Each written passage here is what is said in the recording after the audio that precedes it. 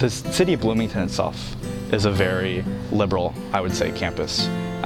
Also, the student body here, I would say, leans predominantly liberal, if not extremely liberal. We have a few conservative students on campus, a few Republican students on campus, but they're definitely not as loud as our liberal student body. So there's the IU College Democrats, IU or College Republicans of IU, and I'm actually involved within the PACE program. It's the Political and Civic Engagement program. It basically just teaches you like how to be a good leader and just exemplify good public policy like leadership. So I think that at least with like maybe national political issues, people are really engaged with that. I would definitely say so, and I would say after the 2017 presidential election, I think that there's been a lot more than we normally have. A big one that we actually had a very racist speaker come and speak actually in President's Hall here in this building at the media school. There was a very large protest for that, but there's just a whole lot of protests, and I would say on both sides.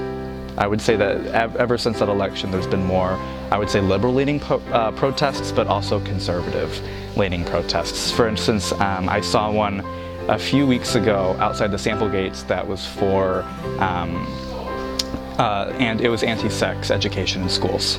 What we really push for is like a lot of like young people's issues. So, I mean, like women's reproductive rights, like better like helping the environment, like legalizing medical marijuana is a big one actually too.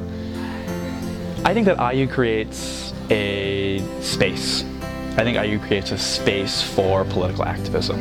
I don't think that they encourage it, but they give us a space for that, and I think that's really up to the students, and that's really up to the student organizations to do that. I mean, I've only been in Bloomington for 3 years, and I feel like it has changed a lot. Or not a lot, but like I've seen Bloomington step forward in like a better direction since then. Where we talk a lot about fake news at the media school. We talk a lot about alternative facts. We talk a lot about these interviews that are happening from these officials who aren't telling the truth. And it's unfortunate that telling the truth, you know, always telling the truth and being honest has become something political. Even the media is politicized, and that's something that in this school we have to talk about a lot. Are IU students active voters? Ooh. So we really try to engage a lot of students, but I'm not quite sure if we were that successful.